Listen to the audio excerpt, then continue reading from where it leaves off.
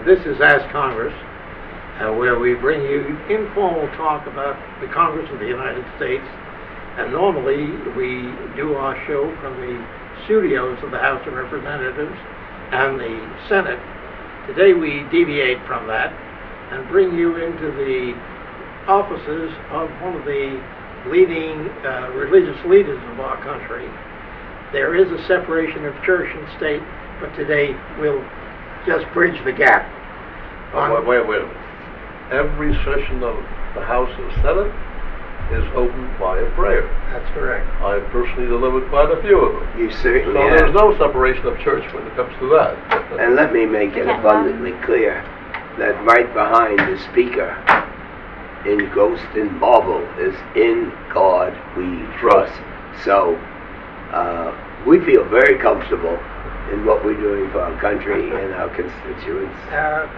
I'd like to introduce you first, Rabbi Arthur Schneier, who has been decorated by kings and our president as one of the leading theologians of our country. And seated next to him is Congressman Charles Rangel, who is one of the deans of the House of Representatives, having been there how many terms, Charlie? 22. 22 terms. Running That for means the 23rd. that's 44 years That's in right. service to the people of this country. Gentlemen, we're happy that you were able to take time out to talk to us today. I'd like to talk to you, if we can, about the whole question of Israel. You just came back recently from Israel from a trip. What did you find there, Charlie? Well, having served in combat, I recognize how close the people in Israel live day in and day out in fear of their lives. You know, I just pray to God, we don't know this, Rabbi, in this country. We don't know war. We don't know from one day to the next what's going to happen. We can hear all about the treaty and the debates and the settlement houses and Israel as a Jewish state.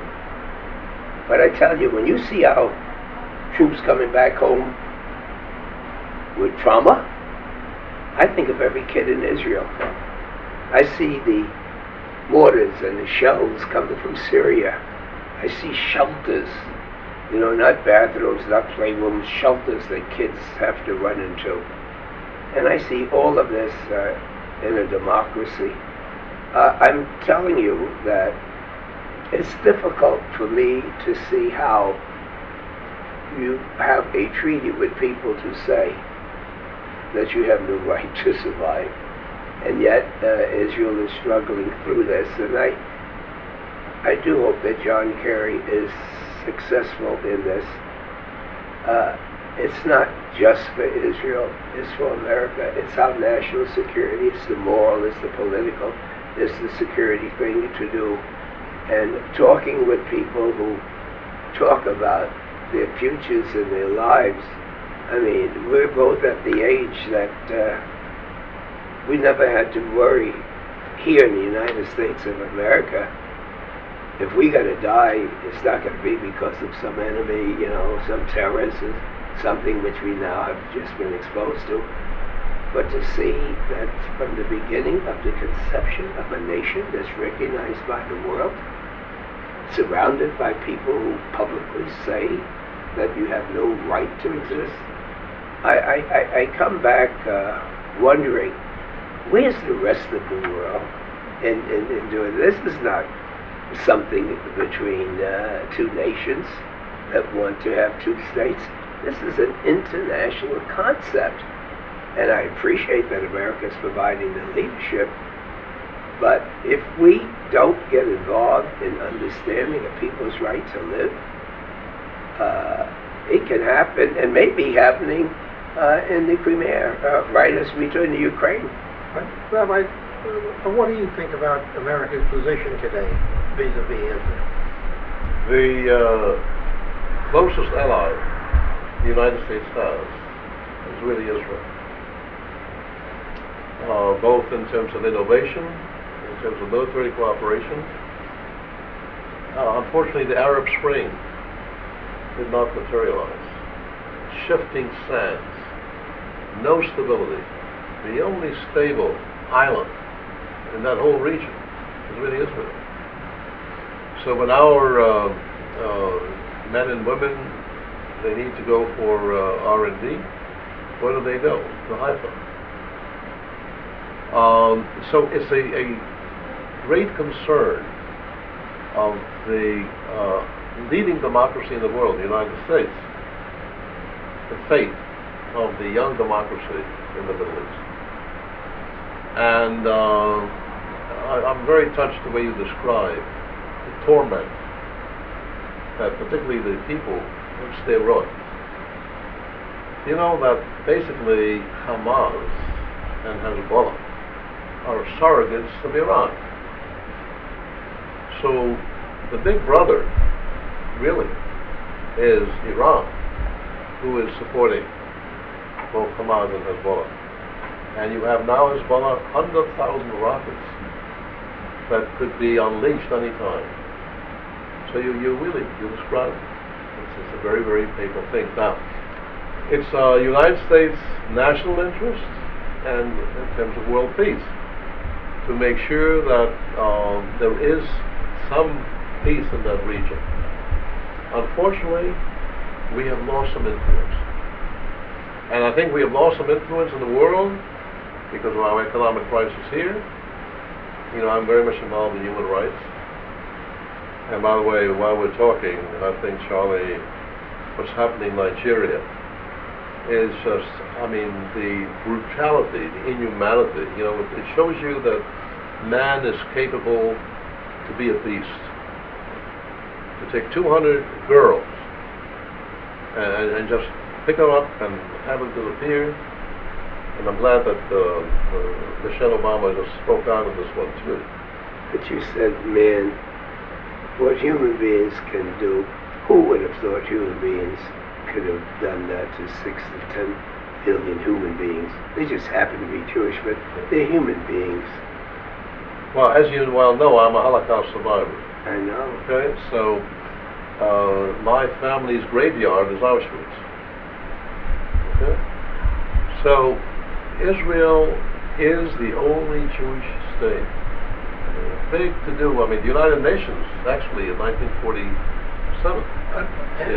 When you say it's the only Jewish state, there's a question now as to the ability of Israel to call it a Jewish state, in as much as certain human rights organizations have come forth and said, if you do that, you undermine the human rights of others, the Arabs who are residents of Israel.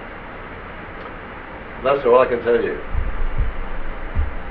Again, on the human rights issue, today Christians are being persecuted in the Middle East, in North Africa.